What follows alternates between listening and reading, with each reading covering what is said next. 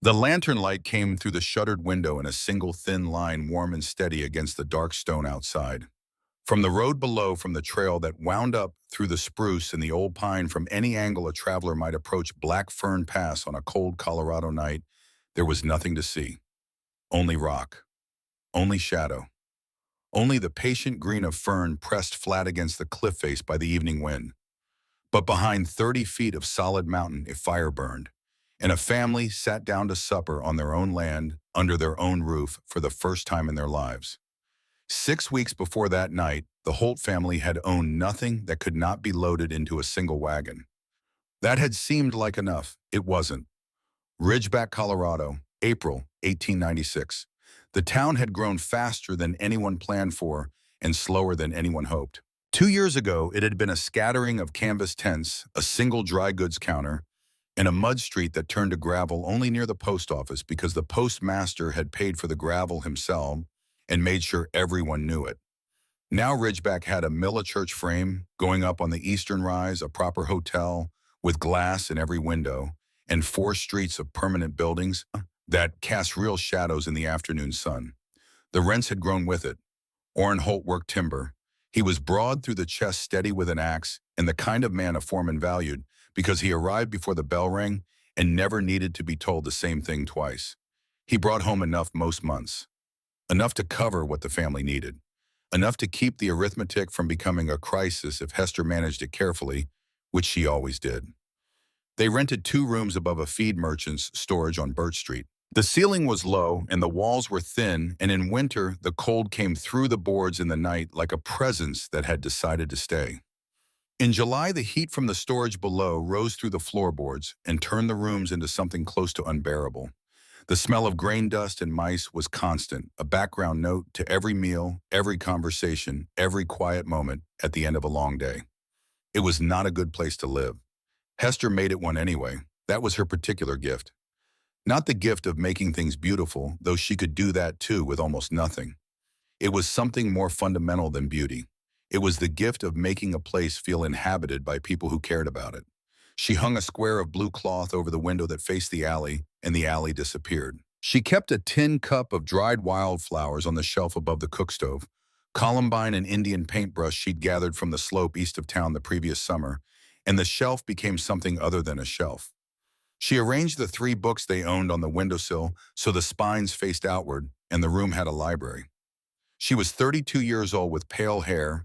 She kept pinned back and hands that were never quite clean because there was always something that needed doing, and the water for washing was always needed for something else first.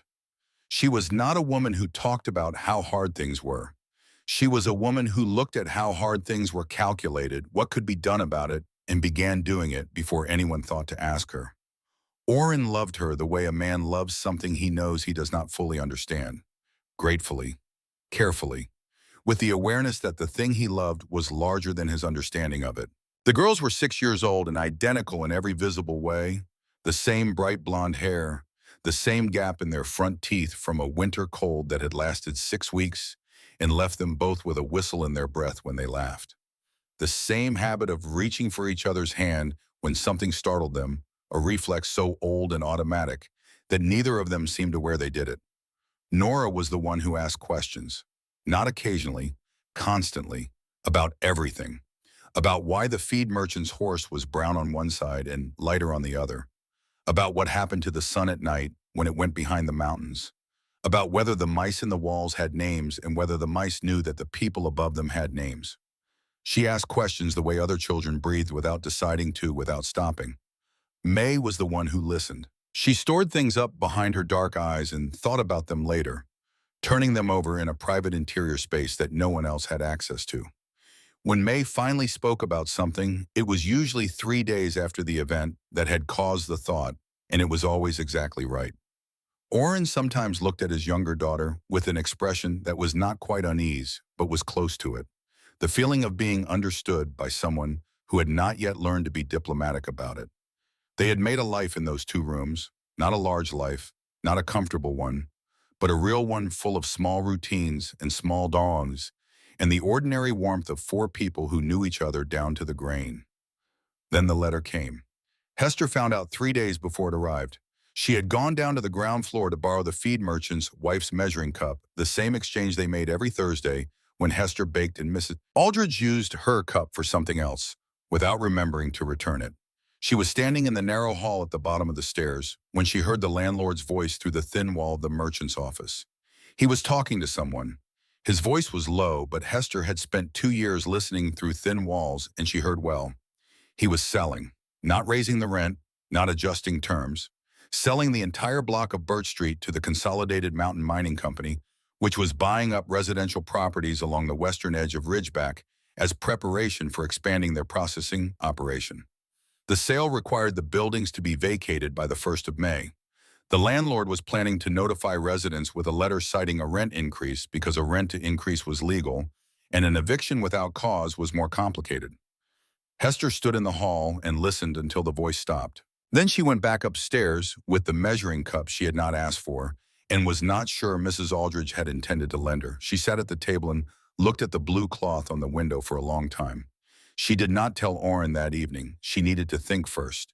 She needed to understand what she was working with before she brought it to him, because Orrin was a man who handled the problems in front of him with great steadiness and considerable skill. And what Hester needed right now was not steadiness applied to the wrong version of the problem. She spent 3 days thinking. She looked at the numbers from every angle she could construct. What they had saved, which was not much. What they could borrow, which was almost nothing, because the people she might ask had their own versions of this problem. What was available to rent in Ridgeback at a price Orrin's wages could meet with 2 small children and a winter coming, which turned out, after careful inquiry conducted over those 3 days, with the careful casualness of a woman who had learned to ask questions, without appearing to need the answers, to be almost nothing. The letter arrived on a Thursday morning, written in the landlord's careful, apologetic hand. Orrin read it standing at the foot of the stairs. He read it twice. Then he folded it and put it in his coat pocket and came upstairs and sat at the table and looked at the numbers the way he looked at a difficult piece of timber trying to find the grain.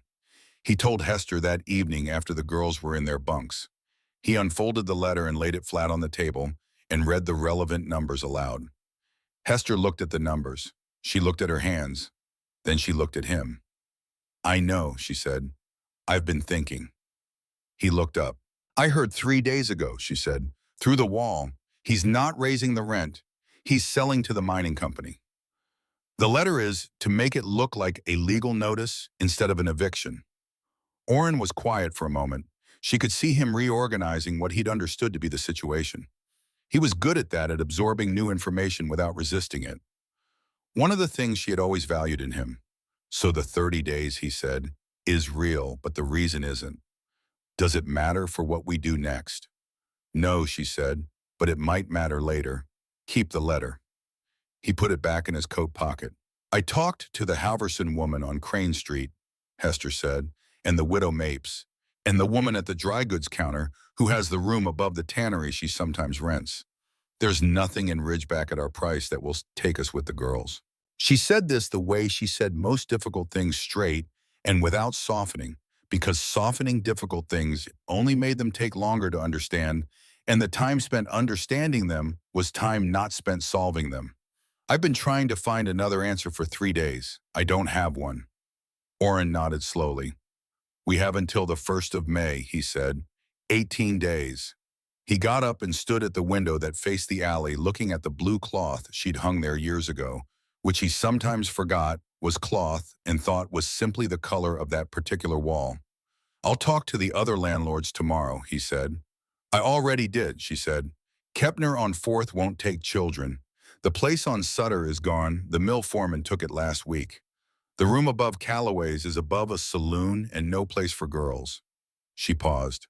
"I'm not saying this to discourage you. I'm saying it because I think we need to look somewhere else." "Where?" Sure. She was quiet for a moment. "I don't know yet," she said, "but somewhere." The 3 weeks that followed were the kind of weeks that leave marks, not visible ones, the kind that change the way a person holds themselves when they walk into a room where they are about to ask for something. Orrin talked to both remaining landlords in Ridgeback and was turned away, not rudely but firmly. He considered the mining camp west of town and mentioned it to Hester in the cautious way a man mentions a thing he already knows is wrong. Hester looked at him in a way that required no words. He considered heading south toward Pueblo, where land was cheaper and the railroad had opened up new work. But moving meant spending what little they'd saved, arriving somewhere new with empty pockets and no contacts in a town that owed them nothing. Hester kept the girls in their routine. Lessons at the pine table in the morning with a stick of charcoal and pieces of smooth bark she'd collected from behind the feed merchants. Reading in the afternoon from the 3 books on the windowsill. A walk in the evening down Birch Street and back, during which Nora asked approximately 40 questions about everything she observed, and May walked with her hand in Hester's and said almost nothing. On the evening of the last day of April, they packed what they owned. It did not take long. The blue cloth came down from the window. Hester folded it with the same care she always folded it, though this time she was aware in the way you become aware of ordinary gestures when they are becoming final of each fold. The tin cup of wildflowers was wrapped in a piece of newspaper and tucked into the side of a crate. The 3 books went into a canvas bag. The cookware was nested. The extra blankets were rolled. Nora and May each packed their own small bundle without being told to a blanket, a wooden toy, a pair of extra stockings. They carried their bundles down the stairs and sat in the wagon bed and did not ask questions about where they were going because children understand when seriousness is required of them. Nora reached for May's hand. May was already reaching. Orrin stood on the Birch Street curb with his hat in his hands and the expression of a man standing at the edge of something he cannot see the bottom of. Hester came down the stairs last. She had gone back up once after the wagon was loaded, not because she'd forgotten anything, but because she needed a moment alone in the empty rooms. She stood in the center of the room that had been their front room and looked at the rectangle of lighter color on the wall where the blue cloth had blocked the sunlight for 2 years. The room had nothing left of them in it. It looked like what it had always been, which was someone else's space that they had borrowed for a while. She went back down. She climbed up onto the wagon bench beside Orrin and settled her hands in her lap. "Ready," he said. She thought about that question. "Yes," she said, which was not exactly true, but was the truest answer available. Orrin shook the reins. The horse moved forward. The letter was waiting at the post office. They had stopped to return the key to the landlord's box and collect one final piece of mail that Hester had been expecting a receipt from a hat order she'd placed in February for a customer in town who had money for such things. She went in while Orrin waited with the girls. The postmaster handed her 2 envelopes, the receipt she'd expected, and a second envelope heavier addressed in a law clerk's formal hand with a return address from an office in Glenwood Springs. She read it standing at the postal counter. It was brief, written in the careful, neutral language of legal correspondence. A man named Edmund Greer had died in March 1896, the clerk wrote, leaving no living children or named heirs closer than a third cousin twice removed, which was Orrin Holt through the maternal line. The connection was thin and distant, but it was legal.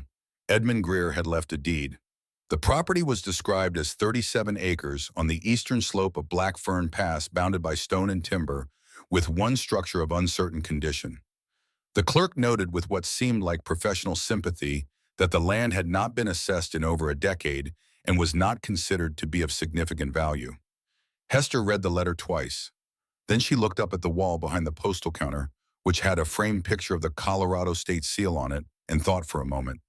Then she reached back into the envelope to fold the letter away, and her fingers found something else. A smaller envelope, unsealed, tucked inside the larger one so flat against the fold that she had missed it the first time. She would not have found it at all if she had not by habit checked every fold of every envelope before putting it away, because Hester was a woman who did not leave things to chance when she could help it. The smaller envelope had no address on it, no name. She opened it carefully. One page, written in a slow, deliberate hand that was not the law clerk's hand, not the measured script of a man accustomed to legal language, but the careful penmanship of a man who wrote rarely and took his time when he did. To whoever finds this land worth finding. I built the place for reasons that seemed good at the time. I leave it to someone young enough to use it and stubborn enough to look past what first appears. E. Greer. Hester read it once. Then she read it again. She folded it carefully and put it in her coat pocket, separate from the legal letter, which she put in her other pocket. Then she went back out to the wagon. She climbed up onto the bench. Orrin looked at her. She handed him the legal letter. He read it once, lips moving slightly on the numbers.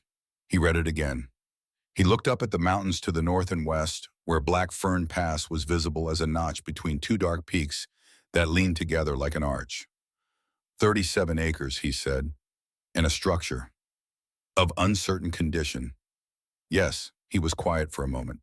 It's something, he said. It's the only something we have, Hester said.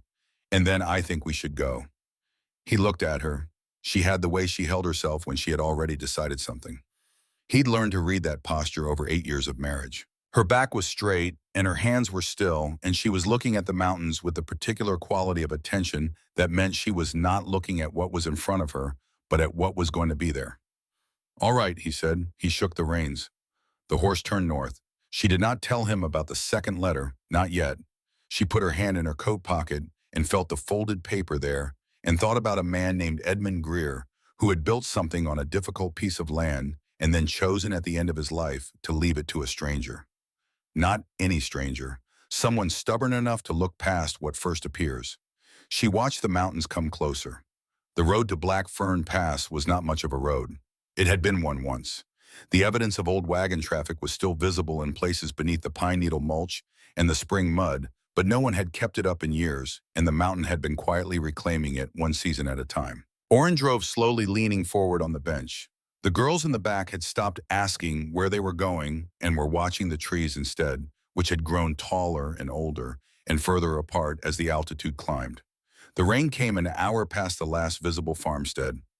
Not heavy rain, a cold, patient drizzle that silvered the pine branches and made the rock outcroppings along the trail shine like dull pewter. Hester pulled a canvas tarp across the wagon bed to keep the crates dry. May pressed close against her side when she leaned back. Nora stuck her hand out to catch raindrops, and Hester drew it gently back in without looking. By mid-afternoon, they had climbed high enough that the air tasted different, cleaner, colder, with a mineral edge that came off the stone and made the inside of the lungs feel washed.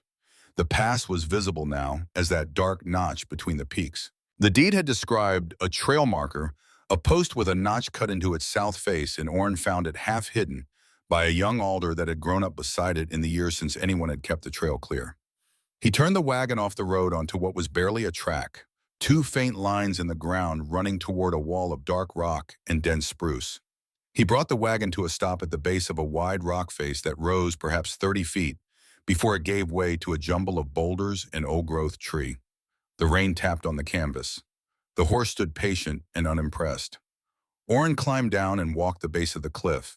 He had spent 15 years reading ground, reading the way water moved through stone and the way plants tracked moisture and shelter. He was looking for what the land was telling him, moving slowly along the base of the rock face. Hester sat on the wagon bench and watched him. She had the second letter in her pocket, and she was thinking about the word stubborn, and whether it was intended as a warning or a compliment, and whether for Edmund Greer there had been any difference between the two. Nora appeared beside her on the bench. She had climbed forward from the wagon bed with the efficiency of a child who had spent considerable time learning to move through small spaces. "What's Papa looking for?" she asked. "He'll know it when he finds it," Hester said. She was right. Orrin stopped. He stood very still for a moment, about 40 feet from where the wagon sat. Then he pushed aside a curtain of dark hanging fern and crouched and looked at something. Hester could not see what it was from the wagon. She watched him stand again and reach up to push the fern further aside. He held his palm flat against the rock face. He turned back toward the wagon. "Bring the lantern," he called. She climbed down. She took the lantern from the wagon box and lit it with the matches she kept in her coat, the same pocket as the second letter, and she walked toward him across the wet ground. He stepped aside when she reached him and showed her what he'd found. A crack in the rock, vertical, perhaps 2 feet wide at the base, narrowing as it rose. Half hidden by the curtain of fern he'd pushed aside in the deep shadow of an overhang above. She looked at it and felt the cold air moving from the space beyond it, not the damp cold of exposed mountain air, but a still enclosed cold that smelled of old wood and dry earth and something faintly like pine smoke from another age. She pushed the lantern through the gap first. She saw dark stone, then beyond the stone open air, a sheltered space perhaps 20 feet across, and beyond that built into the wall of rock itself as though the mountain had grown at a cabin. She stood with the lantern through the gap for one long moment. Then she withdrew the lantern, turned to Orin, and felt something move in her chest that she did not have an immediate word for. Something between recognition and relief, the feeling of finding a thing she had not known she was looking for. Orin, she said. Her voice came out quieter than she intended. Bring the girls. He brought them one at a time. Nora first, then May. Then he came through himself and took the lantern from Hester and held it up so they could all see.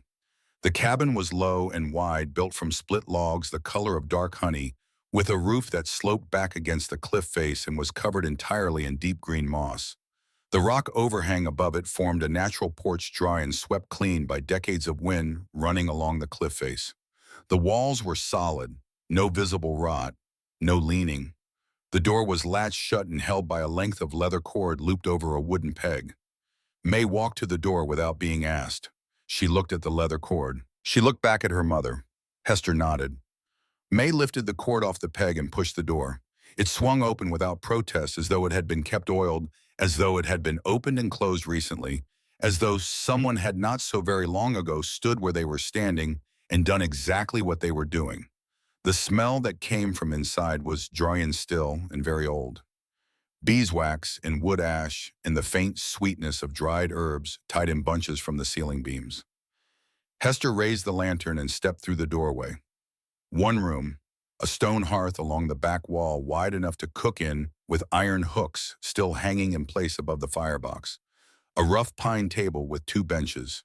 Two wooden bunks built into the left wall, the rope webbing still strung between the frames taut and even. Shelves along the right wall holding a row of sealed tin canisters, a folded piece of oilcloth, 3 candles, a hand axe with a hickory handle, a ball of hemp cord, and a tin lantern. A small window cut into the front wall, its shutter hanging closed but hinged and intact. Nora walked to the center of the room and turned in a slow circle, looking at everything with the systematic seriousness of a child conducting an inventory. Someone lived here, she said. Yes, Hester said. A long time ago. A long time ago. Is he gone? He is. He left it to us. May had gone to the hearth. She crouched in front of it and looked up into the flue. Then she reached forward and pressed 2 fingers into the ash on the hearthstone. She held her fingers there for a moment. Then she looked back at Hester with an expression that was not alarm, but something more like careful attention. It's warm, May said. Hester crossed the room in 4 steps and crouched beside her daughter. She pressed her own hand flat against the hearthstone. The stone was cold, but the ash. She pressed her fingers into the gray pile the way May had, and felt beneath the surface, beneath the top layer of cold gray powder, a faint warmth. Not the warmth of a recent fire. The warmth of a fire from days ago held in the deep ash the way a hell breath holds heat. Someone had burned a fire in this hearth within the last 2 weeks. Edmund Greer had died in March. Hester did not move for a moment. She stayed crouched beside her younger daughter, with her fingers in the warm ash, and looked at the hearthstone and thought. She looked around the room again, this time differently. The shelves, the floor, the table. She was not looking at the age of things now. She was looking at the dust, or rather at the absence of it. The shelves held a fine layer of dust, but not the thick, undisturbed accumulation of 30 years. The floor had been swept. The table had been wiped. Recently. Within weeks, not years. Someone had been here after Edmund Greer died. Someone had kept this place. She stood up. She looked at May, who was watching her with those dark eyes that missed nothing and forgot nothing. Don't say anything yet, Hester said quietly. Not to hide it, but because she needed to understand it first, and she needed to do that alone the way she did most things that required real thinking. She would tell Orin, just not this moment when he was standing in the doorway with the lantern and the girls were turning circles and the whole weight of the last 3 weeks was still settling. May looked at her steadily. Then she looked at the hearth. Then she looked back at her mother and gave a single small nod, the nod of someone who understands that some things require waiting before they can be spoken, and who is willing to wait. Hester put her hand on her daughter's shoulder for a moment. Then she stood and turned to face the room. Her room, her family's room, their first real room, and she said, "Let's make a fire." Orin found a wood pile against the rock wall outside under the overhang. He split kindling while Hester swept the cabin floor with a branch of dry fern she found leaning against the outside wall. The girls carried small armloads of firewood through the crack in the rock and with great ceremony passing pieces back and forth with the gravity of important work. Hester opened the tin canisters: cornmeal, dried beans, salt, a paper packet of pepper sealed with wax. Good.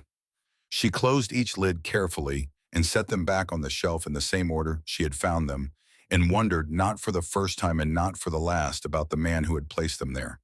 By the time full dark came down the pass, the hearth was lit.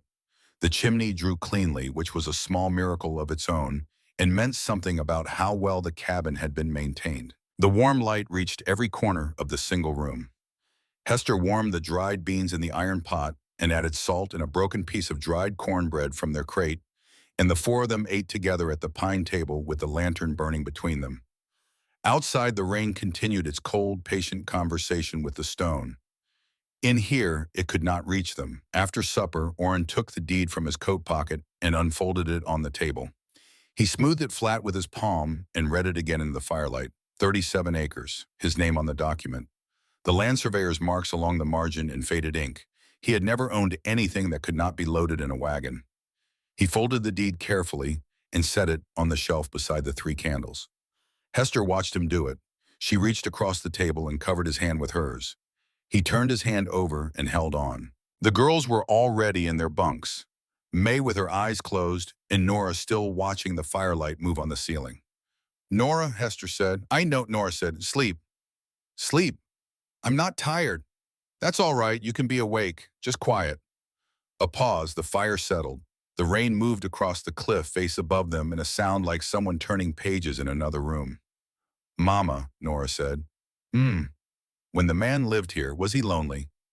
Hester thought about the warm ash under her fingers, the swept floor, the wiped table.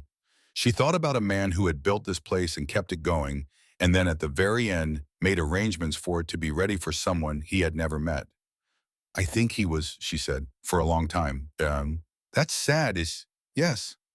But he gave it to us." "He did." Another pause. The fire. "That was good of him," Nora said with the simple finality of a child who has reached a conclusion she finds satisfactory and does not need to complicate. "It was," Hester said. She sat at the table long after the girls were asleep. Orrin's breathing had steadied in the bunk behind her. The fire had settled to a deep red pulse that threw no shadows, only warmth. She took the second letter from her coat pocket. She unfolded it on the table in front of her and read it again by the light of the single remaining candle. "To whoever finds this land worth finding." She thought about that phrase. Whoever finds this land worth finding. Not whoever inherits, not whoever arrives, whoever finds it worth finding. As though the land had an opinion about who deserved it, as though the test was not who showed up, but what they were willing to see. She thought about the warm ash, about whoever had come here after Edmund Greer died and swept the floor and wiped the table and laid a fire and kept this place ready. Ready for them, though they had not known they were coming. Ready for someone. She folded the letter again and held it in her hands. Stubborn enough to look past what first appears, she put the letter back in her pocket. She looked at her family sleeping in the firelight. Orrin's broad shoulders in the lower bunk. May's small dark head barely visible above the blanket. Nora's pale hair spread across the pillow. She looked at the deed on the shelf beside the candles. Then she got up quietly and put another piece of wood on the fire, a careful piece, one that would hold through the early hours, and she went to the bunk and lay down beside the girls, one on each side of her, warm and heavy with sleep. Outside, the rain kept falling on 37 acres of mountain land that belonged to them. Hester Holt lay in the firelight and listened to it and did not sleep for a long time, and was not unhappy about that. There was too much to think about, and she had always done her best thinking at the edge of sleep in that particular quiet where the day's noise finally stopped and the real questions could be heard. The real question, the one she turned over in the dark until the fire had burned down to coals and the rain had gentled and May had shifted in sleep and pressed closer, was not whether this place could be made livable. She already knew it could. The question was, who had made sure it was ready? The first morning on the mountain was cold and clear and full of work. Hester was up before anyone else, which was how she preferred it. The coals in the hearth still held enough heat to catch a twist of dry bark, and she had a small fire going before the light outside the shuttered window had changed from black to gray. She stood over the iron pot and listened to the cabin breathe around her, the sound of her family sleeping, the sound of the mountain outside, which was not silence, but something textured and alive, wind moving through spruce needles, water finding its way down the rock face of birds somewhere above the tree line calling out a single clear note and then going quiet. She had spent the last hour of the previous night lying in the dark making lists. She did this when the problems were large, not writing them down. She had no paper to spare. She made the lists in her head, organized them by urgency, then by what she could control and what she could not, and then by what needed Orrin's hands and what needed only her own. By the time she finally slept, she had a reasonable picture of the first week and a rougher picture of the first month, and she felt, if not calm, at least oriented, the way a navigator feels after taking a bearing. You still have the whole sea in front of you, but you know which direction is which. The problems were substantial. The roof, which looked solid from below, needed examination from above. The food supply in the tins would last perhaps 2.5 weeks at careful rationing, and they had brought additional provisions from Ridgeback, but not enough. The horse needed shelter that the narrow sheltered space outside the crack in the wall did not adequately provide, especially if the weather turned serious. The spring was somewhere on the property, the deed had mentioned it, but she did not yet know where, which meant they were relying on the rain barrel she'd found under the overhang and what they'd carried in their own canisters. And the money. The money was the one that woke her up fully when she let herself think about it.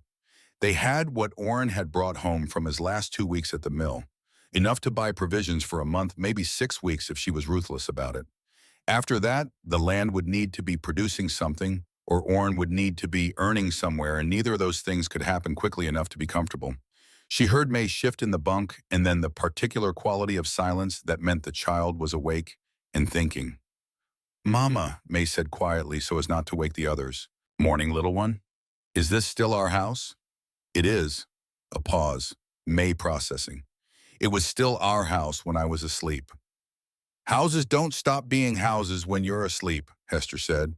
"That's rather the point of them." May appeared in the firelight blanket wrapped around her shoulders, her dark hair loose and uncombed. She came and stood beside Hester at the cook stove and looked up at the bunches of dried herbs hanging from the ceiling beams and the row of tin canisters on the shelf and the deed sitting beside the 3 candles exactly where Orrin had placed it the night before. "Edmund Greer," May said. She had apparently been thinking about the name since someone had said it. "That's right." "Where did he go?" "He died, sweetheart, in March." May thought of Moss. "Did he know we were coming?" Hester looked at her daughter. "What makes you ask that?" May looked at the hearth, then back at Hester. The ash, she meant. She had not forgotten. She was 6 years old, and she had not forgotten for a single minute. "I think he might have," Hester said carefully. May accepted this with the equanimity of a child who has already suspected the answer and is merely having it confirmed. She leaned against Hester's side. Hester put an arm around her small shoulders and held her there, and watched the fire and thought about Edmund Greer, who had died in March, and someone else who had swept the floor afterward and kept the ash warm and said nothing to anyone about it. By the time Orrin and Nora were up and the beans were heated and the morning was fully underway, Hester had decided something. She would find out who it was. Quietly in her own time, through observation and through whatever conversations came naturally. She would not alarm Orrin before she understood what she was dealing with. The cabin was theirs legally and structurally and in every way that mattered. But the story of this place was not finished yet, and she intended to understand it before it surprised her. The first week was harder than that first evening had made it seem. On the 3rd day, the rain came back, a real rain this time, not the patient drizzle of their arrival, but something with weight and intention behind it. And by mid-afternoon, Hester had found 3 places where water was working through the roof and darkening the interior wall logs. She stood under each spot in turn and held up a candle to look at the ceiling, marking the locations in her mind. None of them were emergencies. All of them would become emergencies if left alone through another season. She told Orrin that evening, matter-of-factly, the way she told him most things. He was on the roof the next morning before the rain had fully stopped working, with a bundle of moss he'd cut from the rock face below, pressing the layers back together with his hands in the thin spots, working in short stretches while the last of the rain moved through in waves. Hester passed material up to him through the open window and kept the girls occupied inside and tried not to watch the way he moved across the slope of the roof with the particular careful confidence of a large man who knows exactly how far he can trust a surface. May's cough started on the second day of rain. It was the damp air and the altitude Hester knew. A respiratory irritation, not an infection, nothing that needed more than management. But a cough that sounds worse than it is still sounds bad, and especially from a 6-year-old, especially in the middle of the night. Hester made a steam tent from the iron pot and a piece of canvas and sat with May through 2 evenings in the long hours between them, keeping the steam gentle and consistent, singing in a low voice until the coughing settled and the small body beside her finally relaxed into sleep. She did not complain about the lost sleep. Complaining about lost sleep was a luxury for people who had other options. Nora, for her part, took May's illness as an opportunity to be exceptionally helpful, which she demonstrated by reorganizing the tin canisters on the shelf in what she described as a better order, asking Hester 37 questions in the space of a single morning, and explaining to the horse through the gap in the rock wall that her sister was sick and would be better soon, and that they should all try to be quiet. The horse appeared unmoved by this information. The horse was in fact the next significant problem. The sheltered space outside the crack was too exposed in a driving rain and too narrow for the animal to move comfortably. Orrin scouted the land immediately east of the rock face and found a natural shelf of ground backed by a low cliff deep enough to provide protection on 2 sides. He spent 3 days building a lean-to shelter from timber he felled from the ridge above. Green wood, heavy and difficult, and by the second evening, his hands had new blisters over old calluses, and his back made itself known whenever he bent or straightened. Hester watched him move through the cabin in the evenings with the careful economy of a man managing pain without acknowledging it, and said nothing about it directly. She heated water and left it in the basin near the fire without comment. She put the liniment from their supplies on the shelf where he would see it. He used it without mentioning that he had, and in the morning he went back to the timber work. This was one of the languages of their marriage, the language of things left where they could be found. On the 6th day that Hester took full account of the food, she laid out what they had on the table, the tins from the cabin shelf, and what remained of what they brought from Ridgeback, and did the arithmetic. She was precise about it.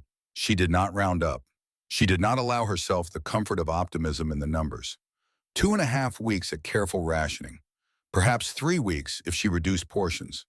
After that, someone would need to go down to Ridgeback for provisions, and that meant spending money, and the money on the shelf beside the deed was not going to last.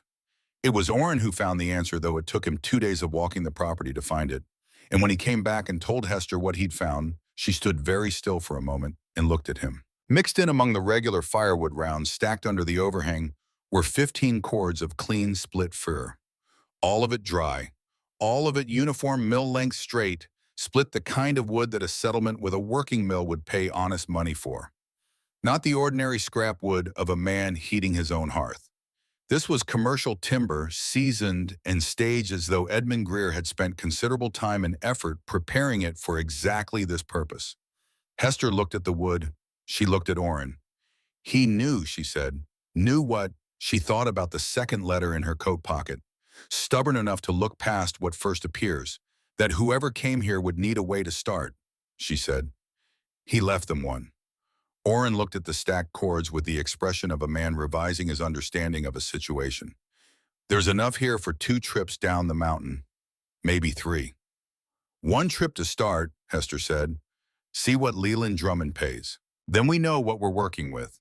She said it with the calm of a woman who had already run the calculation 3 different ways in her head and knew which variables she still needed.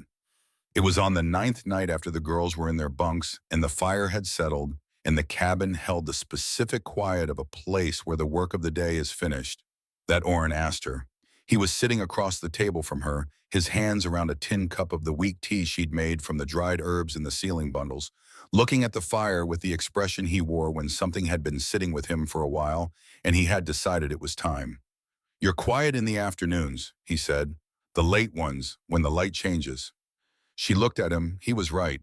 She had thought she'd managed it invisibly. She had been wrong, which she should have anticipated because Orrin was not a man who missed much about the people he loved, even when he gave every appearance of being occupied with other things. She looked at her hands on the table. I don't miss Ridgeback, she said. I want to be clear about that. I don't miss the rooms or the smell or the landlord or any of it. She paused. I miss knowing that someone is near. I miss the sound of neighbors, knowing that if something happened, there would be someone close enough to hear. He was quiet. The cabin is hidden, she said. That's part of what makes it safe.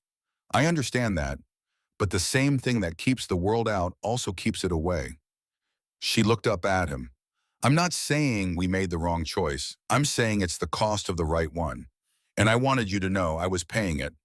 Orrin set down the tin cup. He reached across the table and covered her hands with his. I'll think on it, he said. I don't have an answer right now. I'm not asking for an answer, she said. I just wanted you to know. He nodded. They sat like that for a while in the firelight, not speaking the way people sit who have been married long enough, that silence is not absence, but presence of a different kind.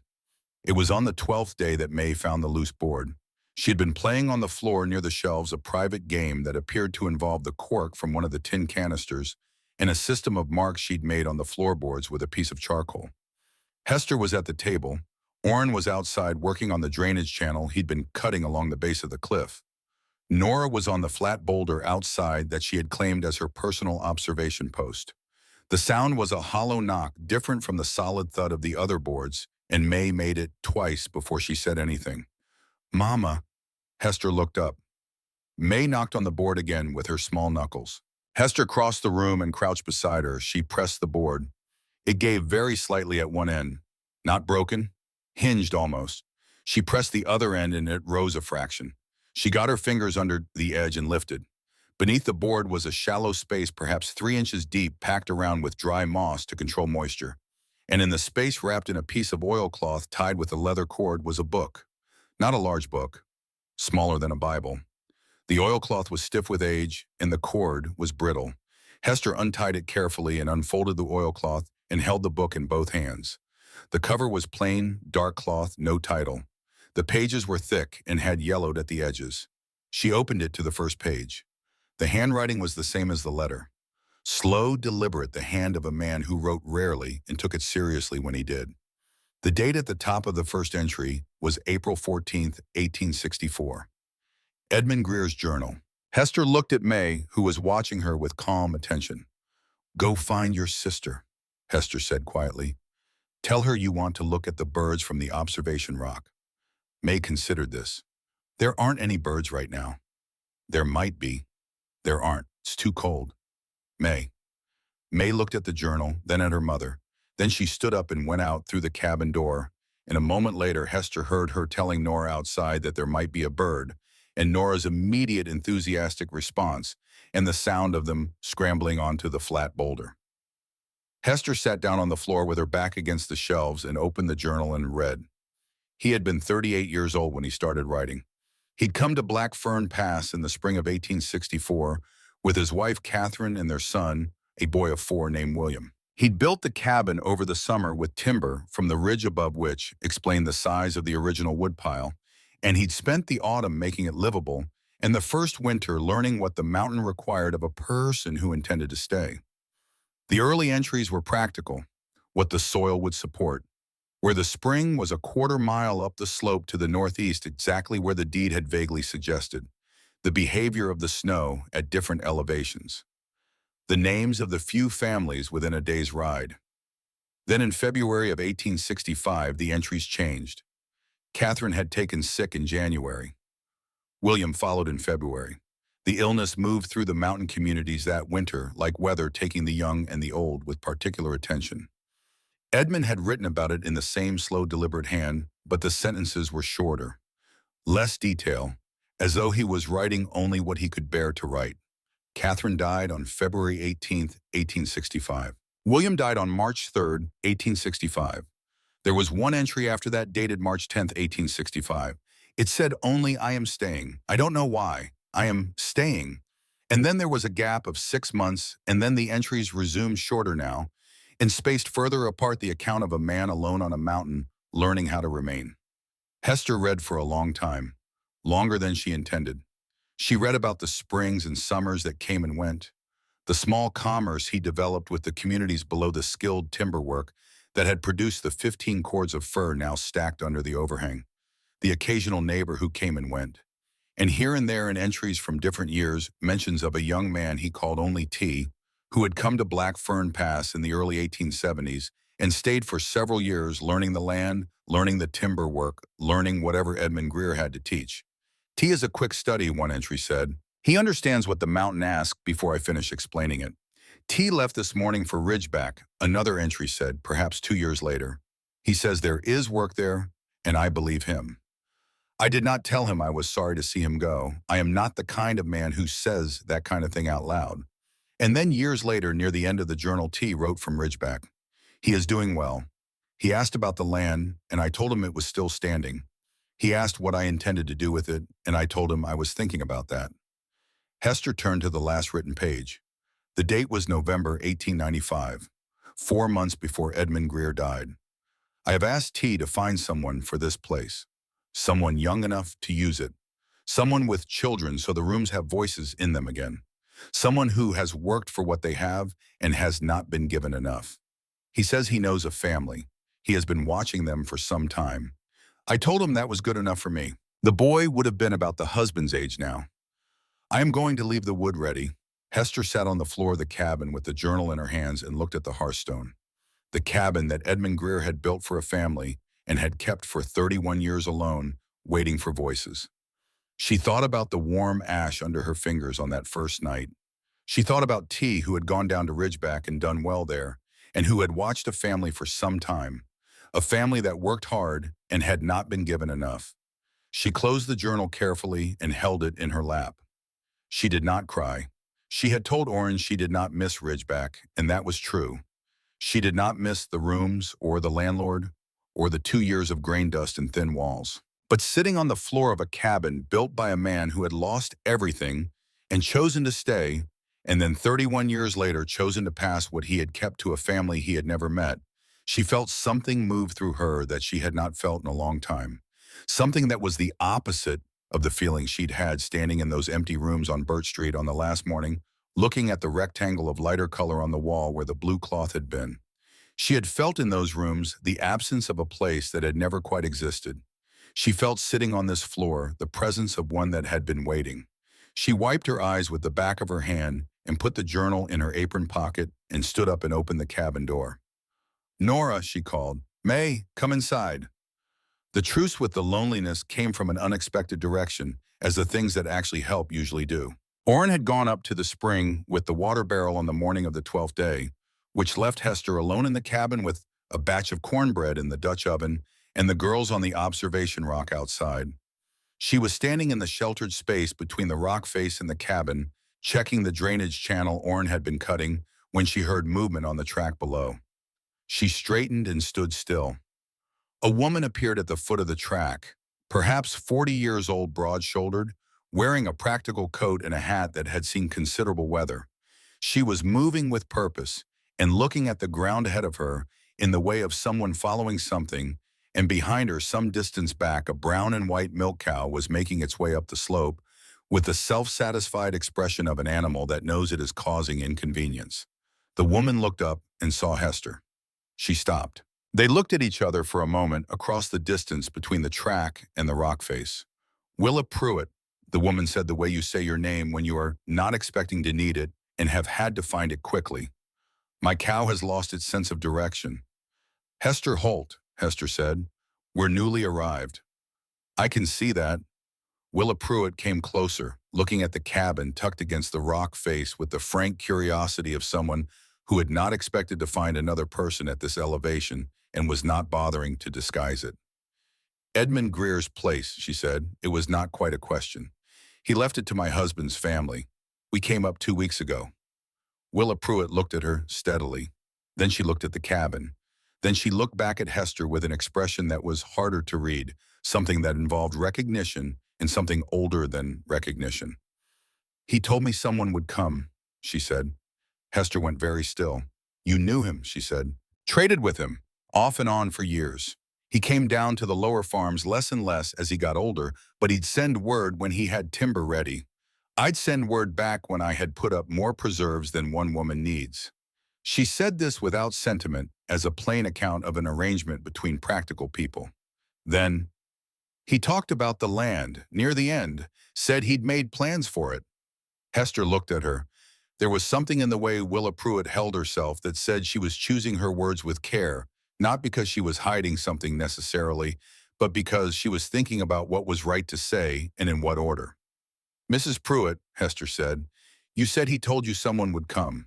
Did he tell you anything else?" The silence that followed was the kind that has weight to it. Willa Pruitt looked at the cabin door, then at Hester. "He wasn't always alone up here," she said. "Not in the early years.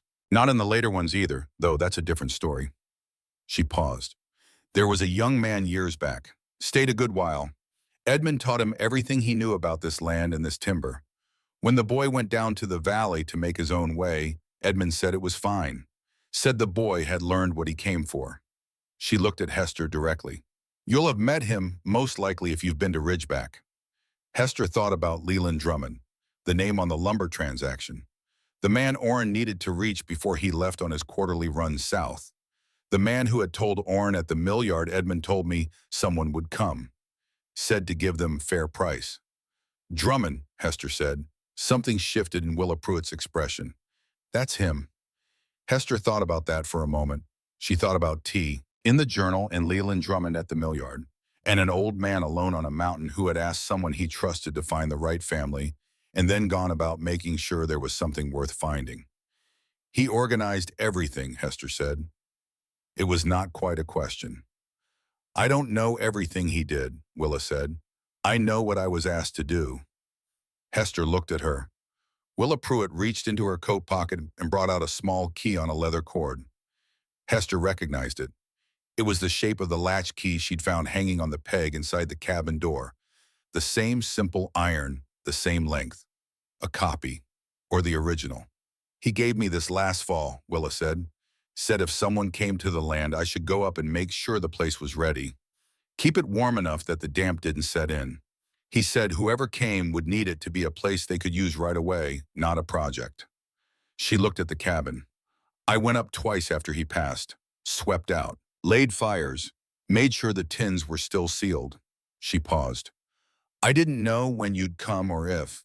I laid the last fire about 2 weeks before you arrived." Hester looked at the key in Willa Pruitt's hand. The warm ash. The swept floor. The wiped table. Not a mystery. A preparation.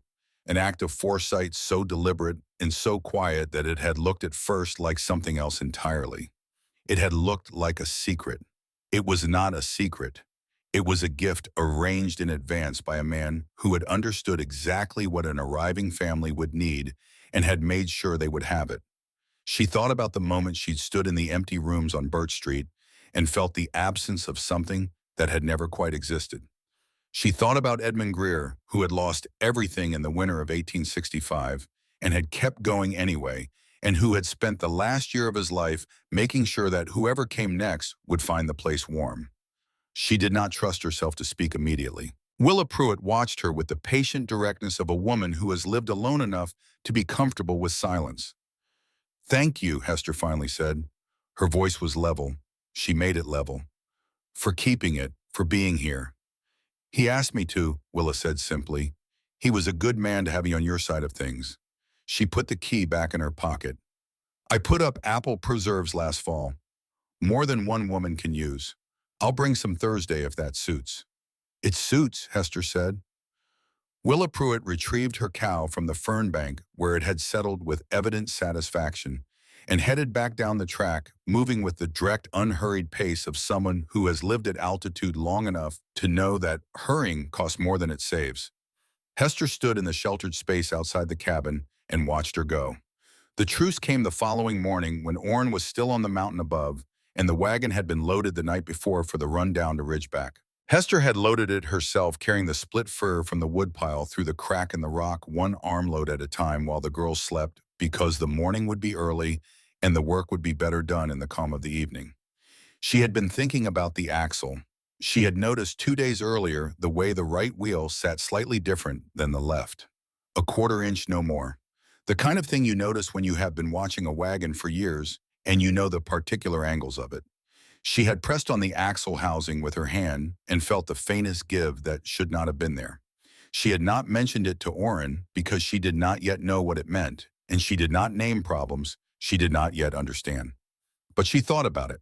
She was still thinking about it when the sound came from outside on the morning Orrin had planned to drive the wagon down to Ridgeback to meet Leland Drummond before he left on his quarterly run south. Not a crack, not a break.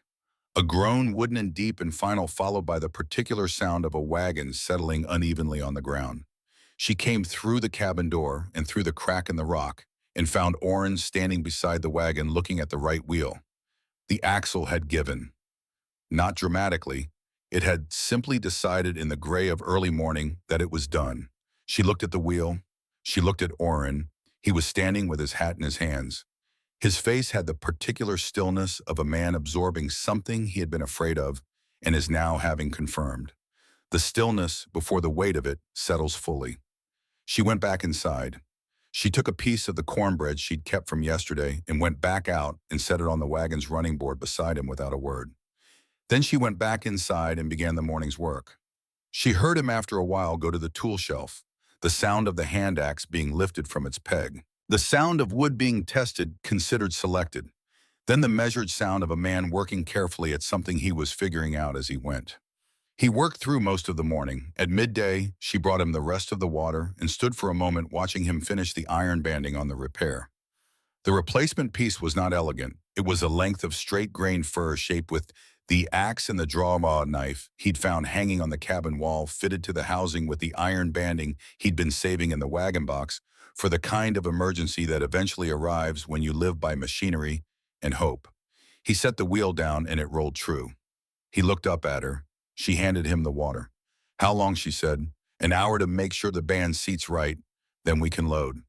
"I'll have it ready," she said.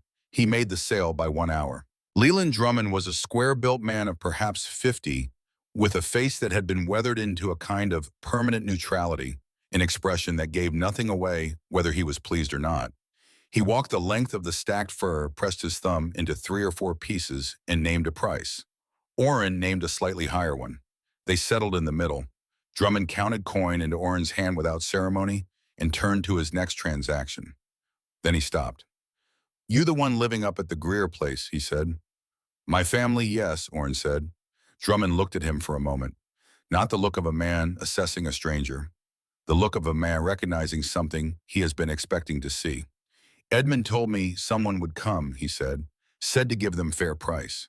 He moved on before Orrin could respond. Orrin stood in the mill yard with more money than he'd held in 2 years, watching Leland Drummond walk away with the straight-back gait of a man who has said what he intended to say and considers the matter settled. He bought what the family needed: proper flour in a sealed sack, a tin of dried apples, a wedge of cured pork, candles, and after a moment's thought, standing at the dry goods counter, while the woman behind it waited with the patience of someone accustomed to men who take their time, a small paper packet of flower seeds. The woman told him they were mountain hardy varieties: columbine, blue flax, something she called alpine forget-me-not. He tucked them in his coat pocket beside the repaired axle receipt and started the wagon up the mountain. He was thinking about Leland Drummond and what a man who has spent 30 years alone on a mountain does with his last year. He was thinking about the careful arithmetic of it, the 15 cords of fur staged and ready, the tin sealed with wax, the deed filed with the right law clerk, the letter tucked in the right fold, the kind of planning a man does when he is not planning for himself.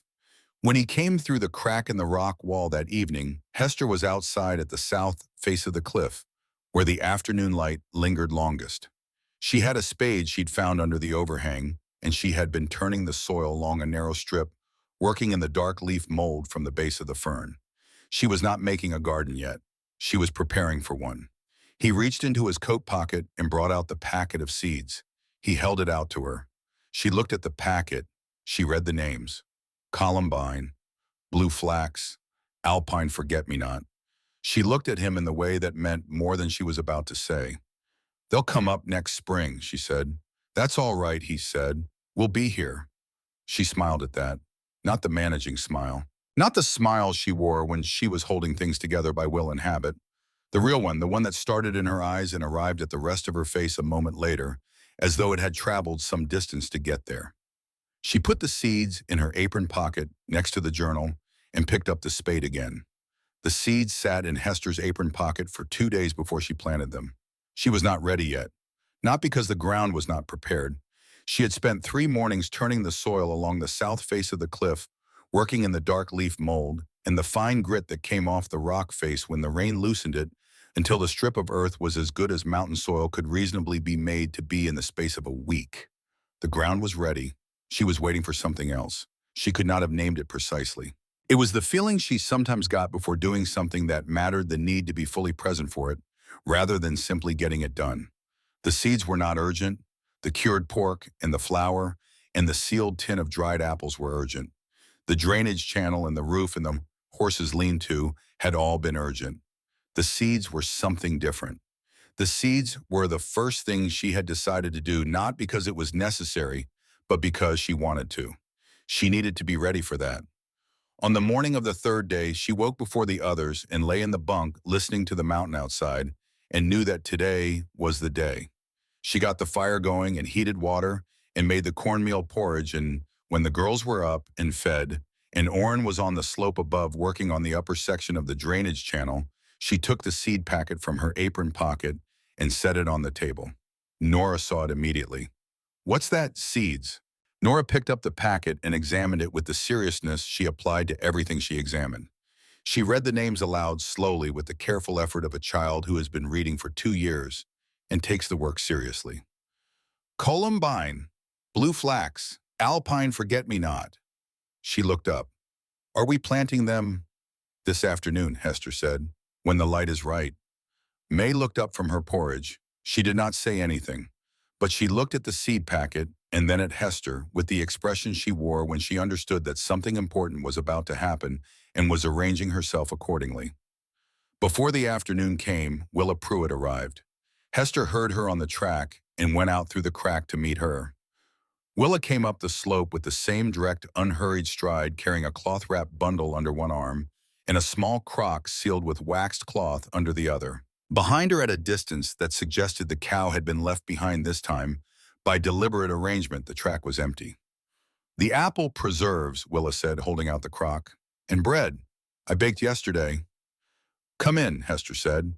They sat at the pine table with the preserves open between them and the bread sliced and the weak herb tea in tin cups, and for a while they talked about practical things. The weather patterns at this elevation in late spring, the families within a morning's ride, their names and their situations, and who kept chickens and who would trade labor for labor and not think less of you for needing it. Willa knew everything about everyone in the way of a person who has lived in one place long enough to have outlasted several versions of each neighbor's story. Nora sat on her bunk with her bark and her charcoal and appeared to be drawing, but Hester could tell from the quality of her stillness that she was listening to every word. May sat cross-legged on the floor near the hearth with a piece of string she had been working into patterns, but her hands had stopped moving. Hester waited until there was a natural pause in the practical conversation. Then she said, "Mrs. Pruitt, can I ask you something directly?" Willa looked at her over her tin cup. "I'd prefer it." "Leland Drummond," Hester said. "He was here on this land, with Edmund Greer." "For about 4 years," Willa said. "In the 70s. He came up as a young man, maybe 20, 22. He'd been working the lower timber operations and heard about Edmund somehow. Edmund took him on." She paused. "I don't know the whole of what passed between them, but when Drummond left, he left differently than he'd arrived. There are people who change a place, and people the place changes. Drummond was the second kind." "Edmund wrote about him in the journal," Hester said. Willa looked at her. "You found the journal." May found the board. Willa glanced at May, who was still looking at her string pattern with elaborate casualness. The corner of Willa's mouth moved slightly. "Edmund said Drummond was the one who made the arrangements," Hester said. "Found us, watched us, brought it to the lawyer. That's my understanding." "Did Edmund know us before he asked Drummond to find someone?" "No," Willa said. "He knew what he was looking for. He told Drummond the kind of people, not the names." She set down her cup. He said he wanted a family that had been working hard and not getting ahead through any fault of their own. People who understood the difference between a problem and a condition. People who wouldn't see a crack in a rock wall and turn around. Hester sat with that for a moment. He trusted Drummond's judgment, she said. Completely, Willa said. He told me the last time I saw him in the fall that Drummond had found the right people.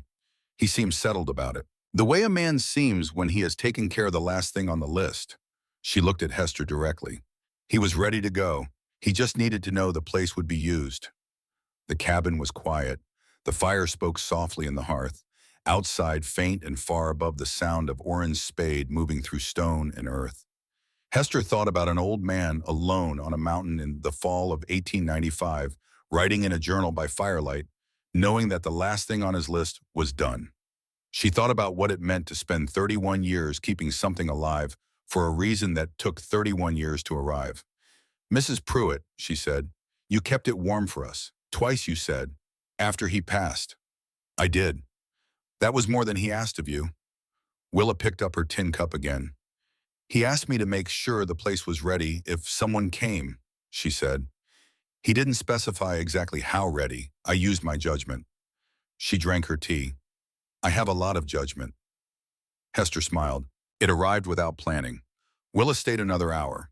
When she left, she paused at the crack in the rock wall and turned back to look at the cabin with its mossy roof and its steady curl of smoke and the ferns thick and green at the base of the cliff. The family to the east is the Hargrave family, she said. They have a boy of 8 and a girl of 10. Their mother would be glad of the company if you're willing to ride over one morning.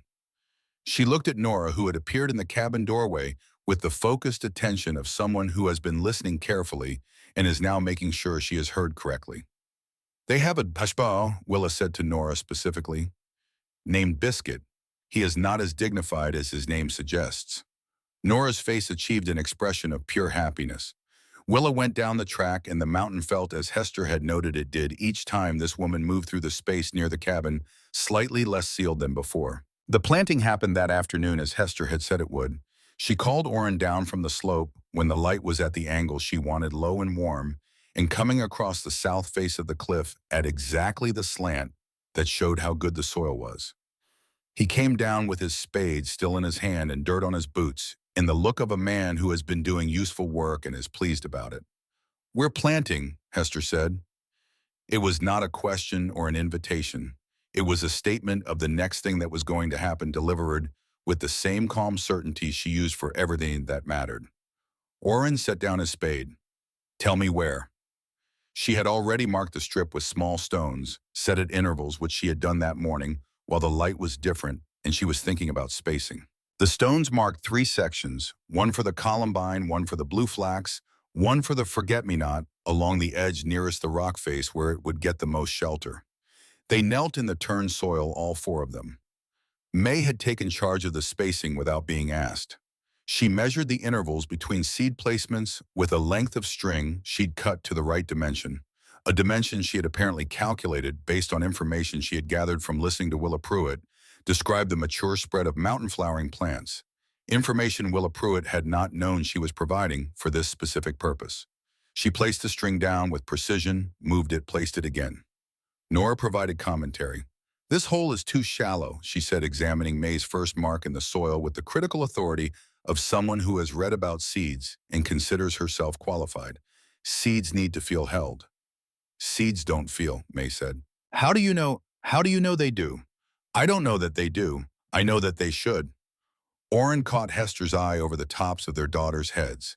She looked back at him with an expression that communicated several things at once, that she found this argument both familiar and dear, that she was not going to intervene, and that she wanted him to witness it fully, because these were the moments that needed witnesses. She pressed her thumb into the soil and made a hole and dropped a seed into it and pressed the earth gently back over it. She did this in the way she had done everything in the past 3 weeks, not performing it, not making it mean more than it was, simply doing it fully and carefully with the whole of her attention. But underneath the simplicity of the gesture, she was aware of what it was. This was the first thing she had put into this earth with the intention of returning to harvest it. This was the first thing she had done here, not to survive the present, but to claim the future. She was planting flowers. Not food, not practical things. Flowers which would come up next spring in colors she had not yet seen against rock. She was still learning. She was planting them because they would be beautiful and because this was her land, and she intended for the first time in a very long time to have beautiful things in it. May reached over and took her hand for a moment briefly, the way she sometimes did when she understood something that was not being spoken. Hester held her daughter's small, dirt-covered hand in her own dirt-covered hand for a moment, and then they both went back to the work. When the planting was done, Orrin stood and looked at the marked row with the quiet satisfaction of a man looking at something that has been done properly. "They'll come up next spring," Hester said, as she had said to him when he gave her the seeds. "That's all right," he said as he had answered then. "We'll be here." She stood and brushed the dirt from her skirt and looked at the south face of the cliff where the light was still warm and the freshly turned soil was dark against the pale rock. "Yes," she said, "we will." That evening after supper, after the tin cups were washed and the Dutch oven hung back on its hook and the girls were settled, Hester took the journal from where she had placed it on the shelf beside the deed and sat at the table with it. She had read it through once. She had been carrying it with her for days, and the way you carry something you know you are not finished with. Now she opened it again, not to read from the beginning, but to look at what she had not yet examined closely. She turned to the back pages, the last entries, the November 1895 record of a man settling his affairs. She read through the final entries again slowly. Edmund Greer had been a man of few words on paper, as he had apparently been a man of few words in person. The late entries were plain and direct. He had described the winter he expected, the condition of the woodpile, the status of the tins. He had noted the names of the families below who might be useful to whoever came after him, including Willa Pruitt, and he had noted beside her name in his slow, deliberate hand, "She will help if you ask her. She may help before you ask." Hester smiled at that. She turned past the last entry. She turned to the inside of the back cover. It was there. She almost missed it. The back cover was dark cloth, the same as the front, and the interior was a plain pale paper that had yellowed with the years. She would not have looked at it carefully at all, except that she had the same habit that had found the second letter in the fold of the legal envelope, of checking every surface before she closed something. In the lower right corner of the inside back cover, drawn in ink that had faded almost to nothing, almost but not quite, was a map, small, perhaps 3 inches across. The lines were thin and careful, the work of a man who drew with the same slow deliberateness that he wrote. She brought the candle close. She could see the rock face represented by a line of small marks, the cabin a square, the track leading down to the lower road, and to the northeast past the spring she had already found up and over a ridge. She had not yet crossed a second square, not a structure, a field. Written beside it in lettering so small she had to angle the candle twice: South Meadow. Spring water feeds it, soil is deep, never used it, did not need to alone. She stared at the map for a long time. She had known the deed said 37 acres. She had understood in the abstract that 37 acres was substantial. But they had been so occupied with the immediate territory, the cabin and the rock face and the slope above and the track below, that the full extent of the land had remained abstract. Somewhere beyond the spring, somewhere beyond where she had walked. Edmund Greer had known something else was possible on this land. A meadow with deep soil and a water source. Ground that could be farmed. He had lived alone for 31 years and he had not needed it.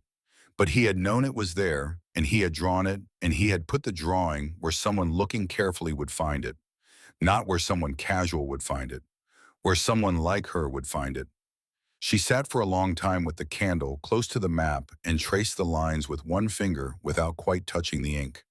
She thought about what she was looking at. Not just a map, a declaration. A man who had lost everything telling the future in ink that had almost faded, that the future was larger than it currently appeared. That what she could see from where she stood was not all there was. She closed the journal carefully and held it in both hands. Then she got up and went to the bunk where Orrin was sleeping and put her hand on his shoulder. He came awake quickly, the way he always did, with his eyes open and his attention present before he had fully surfaced from sleep. "Come to the table," she said quietly. He came. He sat across from her in the firelight, blinking slowly. She set the journal between them and opened it to the back cover and angled the candle so he could see. He leaned forward and looked at the map. She watched him look at it.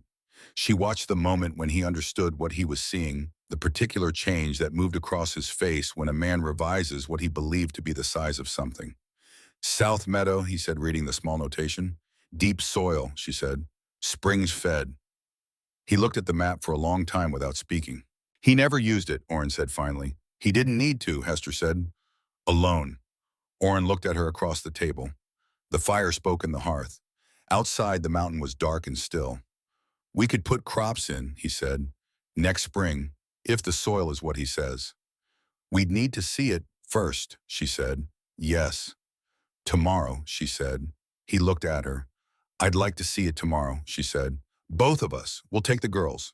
He nodded slowly. Tomorrow, he said. She closed the journal. She went to the shelf and placed it carefully beside the deed, the two documents of this place side by side, the legal paper, and the human one, the official account, and the true account. She went to the bunk. She lay down. She listened to the fire settle and the mountain breathe outside, and her daughters sleep in the warmth of the room that Edmund Greer had built for a family he'd lost and kept for 31 years on faith that it would be used again. She did not stay awake long. She had done her thinking. The map was in her memory and the morning was coming, and there was a meadow on the other side of a ridge she had not yet crossed, and she wanted to see it with fresh eyes. She slept. The morning broke clear and cold, with a light that came off the peaks at a low angle and turned the spruce needles to copper. Hester had the fire going and the porridge made, and the girls dressed before the sun had cleared the eastern ridge, and by the time Orrin had saddled the horse and brought him out through the crack in the rock wall, they were ready. They went on foot. The horse came with them for the first part of the way because the track was rough enough that Orrin preferred to lead him rather than ride. The girls walked between their parents, May, with her usual composure, and Nora with her usual catalog of observations delivered at regular intervals. The spring was 15 minutes up the slope, exactly where Edmund had noted it, tucked behind a granite outcropping in a shallow bowl of rock that collected the water from above and let it out in a steady, clear stream that ran east before going underground. Hester had been here twice before with water buckets. She stopped now and looked at it differently, looking at the volume of the flow and the direction it ran. It runs east, she said. Downslope toward the meadow, Orrin said, reading the same information. Natural irrigation, she said. They kept going. The ridge above the spring was steeper than it had looked from below, a scramble of loose granite and old spruce root that required hands in some places. Orrin helped the girls up the worst sections with the patient efficiency of a man who has spent years navigating rough terrain and trusts his body to find the way. Hester went up on her own, choosing her footholds with care, not rushing. At the top of the ridge, she stopped. Below her, running south for perhaps 400 yards before meeting the next rise of rock, was the meadow. It was not dramatic in the way of mountain vistas. It did not have the grandeur of a view from a peak or the spectacle of a waterfall. It was simply a long, quiet stretch of ground, sheltered on three sides by rock and timber, open to the south where the sun would reach it longest. The grass was still the pale gold of winter, but beneath it where the spring melt had come through the dark earth showed in patches, and even from the ridge, Hester could see it was the deep rich color that meant depth and life. The spring water ran along the western edge of the meadow in a shallow channel that Edmund had apparently cut years ago, or that had formed naturally and he had simply noted. Either way, the water was there, moving quietly through the pale grass, feeding the ground below. Nora stood beside her and looked at it. It's big, Nora said. It is. Edmund had this the whole time. The whole time. Why didn't he use it?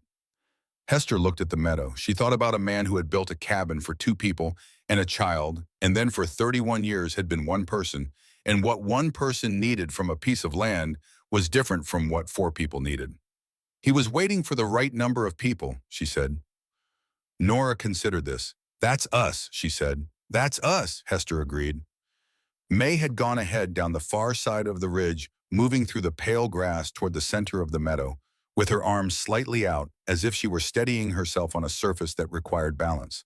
She stopped in the middle and stood very still and looked at the ground around her.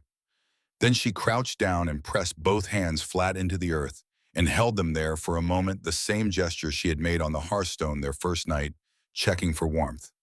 She looked up at Hester. "It's good," May said. She said it the way she said most things, simply, as a report of a fact she had established through direct investigation. Hester felt something move through her chest that she did not try to name. She had learned over the past 3 weeks to let the large things be large without immediately trying to reduce them to language. She walked down into the meadow and stood in it. The ground was solid under her feet, not the thin rocky soil of the slope above, but real depth, the kind that built over centuries of grass dying and renewing in a sheltered place where the water came reliably and the sun stayed long. She bent and pressed her fingers in as May had done, and felt the soil give cleanly, no resistance, no rock just beneath the surface. She straightened. She turned in a slow circle the way Nora had turned in the center of the cabin on that first night, looking at everything with systematic attention. The shelter of the surrounding rock and timber, the water channel along the western edge, the angle of the southern exposure where the light would fall longest in the growing season. The scale of it, 400 yards by perhaps 200, enough for real cultivation, enough for a kitchen garden, 10 times the size of the strip she'd been preparing at the south face of the cliff, enough for grain, if the season was long enough for hay, enough for a life that produced rather than merely survived. She looked at Orrin, who had come down from the ridge and was standing at the edge of the meadow with his hands on his hips, reading the ground, the way he read timber, looking for what it was telling him. "He wasn't leaving us a cabin," she said. Orrin looked at her. "He was leaving us a farm," she said. Orrin looked back at the meadow. He looked at the water channel. He looked at the southern exposure and the shelter of the rock faces on the north and west. He did the same calculations she had done. It did not take him long. "Next spring," he said, "we'll need seed before the snow comes," she said.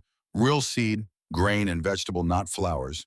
We'll need to talk to the Hargraves about what grows at this elevation. Willa will know."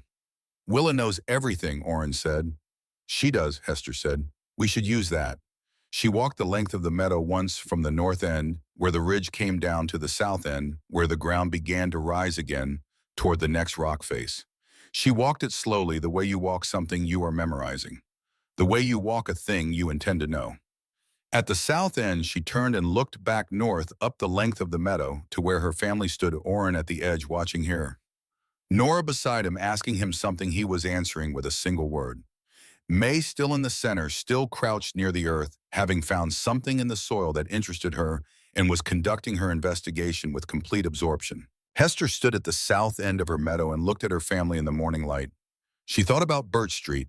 She thought about the rectangle of lighter color on the wall where the blue cloth had been, and the grain dust, and the mice, and the feeling of working carefully to make something feel cared for that had never quite agreed to be. She thought about the landlord's iron and the 3 weeks of doors closing, and the morning they had packed what they owned into a wagon that took no time to fill. She thought about a legal envelope with a second envelope hidden in the fold. She thought about a man she had never met who had asked another man he trusted to find the right people, and had then gone about making sure there was something worth finding. A cabin swept clean, fires laid, tin sealed, wood staged for sale, a map drawn in fading ink on the inside back cover of a journal placed beneath a loose board for someone careful enough to look. Not a gift. Something more deliberate than a gift. A preparation. A faith in the future expressed in the only language Edmund Greer apparently knew, which was the language of work done carefully and in advance for someone else's benefit. She walked back up the length of the meadow. When she reached Orrin, she put her hand in his, and they stood together for a moment looking at the land that was theirs, all of it, the 37 acres from the rock face to the south, rise from the spring to the eastern timber, the cabin and the wood pile, and the south face where the seeds were planted, and the meadow where next year's crop had not yet been imagined. "What are you thinking?" Orrin said. She thought about the question. "I'm thinking about what it means to own something," she said. "Not the legal part, the other part." "Tell me." "The part where it becomes yours," she said. "Not when you sign the paper, when you've worried about the roof in the rain, when you've dug the drainage and laid the fires and turned the soil, when you've put something in the ground you intend to come back and harvest." She looked at the meadow. "When you know the difference between every corner of it in morning light and evening light, when your children have their hands in it. She paused. That's when it's yours. Orrin held her hand and said nothing for a moment. It's ours, he said. Yes, she said. It is. They went back over the ridge. The descent was easier than the climb, as descents usually are, and Nora narrated most of it and May moved through it with her characteristic economy of motion, and Orrin helped both girls over the loose granite without appearing to notice that he was doing it, which was one of the quiet skills of fatherhood that Hester had always considered among his best qualities. At the spring, she stopped and filled the water bucket she had thought to bring because she was a woman who brought the bucket when there was a chance of filling it, and then they went back down through the spruce to the rock face and through the crack in the wall and into the cabin that was warmer inside than the morning air outside because the fire had held through their absence. Willa came Thursday as she had said she would, and the Thursday after that. She brought the apple preserves on the first visit and information on the second, the names of seed suppliers who serviced the mountain communities and what varieties had done well at this elevation in the years she'd been farming. She brought on her third visit the Hargrave girl, who was 10 and serious, and took one look at Nora and May and appeared to make an immediate internal decision about them that was positive and final. The Hargrave girl's name was Ida, and she had opinions about everything and expressed them with a directness that Nora found immediately congenial, and May found quietly amusing. The mountain felt less sealed each time Willa came down the track. On an evening in the 5th week when the light had gone long and gold, the way mountain light does in late spring, when the days are finally earning their length, Hester stood outside the crack in the wall and looked at the south face of the cliff where she had planted the seeds. Nothing yet. Nothing would be yet. She had not expected anything. But she looked at the turned soil along the strip she had prepared, and she thought about next spring. The columbine, which would be the first to show purple and precise. The blue flax, which would come later and be the color of mountain sky on a clear morning. The forget-me-not along the edge near the rocks, small and persistent, and exactly what it said it was. She thought about May's hands in the soil. She thought about Nora's running commentary on the quality of each planting hole. She thought about Orrin handing her the seed packet across the turned earth of an evening and what his face had looked like when she smiled at him. She put her hand in her apron pocket and felt the shape of the journal there, which she had been carrying these past days the way you carry something you are not finished with. She took it out and stood with it for a moment in the Montguan gold light. She opened it to the back cover and looked at the map one more time. The ink had almost faded. Almost, but not quite. She looked at the little square that meant the meadow, at the careful lines of the water channel, at the notation in Edmund Greer's slow, deliberate hand never used it. Did not need to alone. She closed the journal. She went back inside. The fire was going, and the iron pot was on the hook, with the cured pork and the dried apples making the single room smell of warmth and food. Nora was at the pine table with her bark and her charcoal explaining something to May at considerable length. May was listening with her dark eyes and her patient skepticism and the piece of string she had been making into patterns for the better part of a week. Orrin was at the shelf making a note with the stub of pencil they kept behind the deed, adding something to the list of things they needed from Ridgeback on the next run down. Hester hung her coat on the wooden peg beside the door, the same peg that had held Edmund Greer's coat for 31 years before it held hers. She put the journal on the shelf beside the deed where she had decided it belonged, the legal document and the human one, the official record and the true one. She sat down at the table. "Mama," Nora said without looking up from her drawing, "when the flowers come up, can we show Mrs. Pruitt?" "We can," Hester said. "I think she'd like the blue ones best." Hester looked at her daughter, the gap-toothed certainty of her, the way she made pronouncements about other people's preferences with the confidence of a child who has been paying close attention and trusts what she has observed. "I think you're right," Hester said. May looked up from her string and met Hester's eyes and said nothing, which was May's way of saying everything. Orrin set down his pencil and turned from the shelf and saw his wife at the table with both daughters and the fire at her back and the deed and the journal on the shelf beside her, and he looked at her for a moment with the particular quality of attention a man gives to something he has been afraid of losing and has not lost. She met his eyes. He came and sat at the table. Outside, the mountain held them on every side, rock and spruce, and the deep blue of a Colorado evening coming down over the pass. The fire gave back what the day had taken.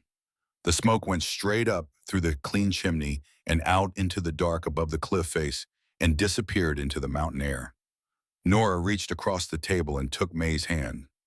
May was already reaching. From the road below, from the track that wound through the old spruce and the granite from any angle a traveler might approach Black Fern Pass on a spring evening, there was nothing to see. Only rock. Only shadow. Only the patient green of fern pressed against the cliff face by the last of the day's wind.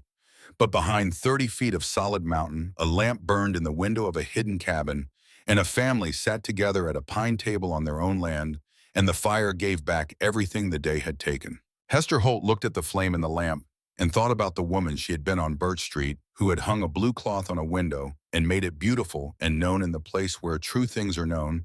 That beautiful was not the same as hers. And then she looked at her daughter's hands clasped across the table and at her husband's face in the firelight and at the deed on the shelf that had her husband's name on it, but would have in every way that actually mattered her name on it too, and at the journal beside it, Edmund Greer's true account of a life lived alone in faith that the future would know what to do with what he left. She looked at all of it. Then she reached across the table and covered Nora's free hand with hers, and Nora looked up, surprised and pleased in the way of children who are unexpectedly held, and did not ask why, which was the right thing, because there was no single answer. There was only this room and this fire and this land and these people and the spring that was coming and the seeds in the ground and the meadow waiting on the other side of a ridge that was theirs to cross whenever they chose. There was only the particular warmth of a place that had decided after 31 years of waiting to be a home again. And Hester Holt, who had carried the family through 3 weeks of closed doors and one cracked open mountain, and 100 small emergencies that required her best thinking and her quietest courage, sat in the firelight of a room that was finally completely irrevocably hers, and was for the first time in as long as she could remember simply still.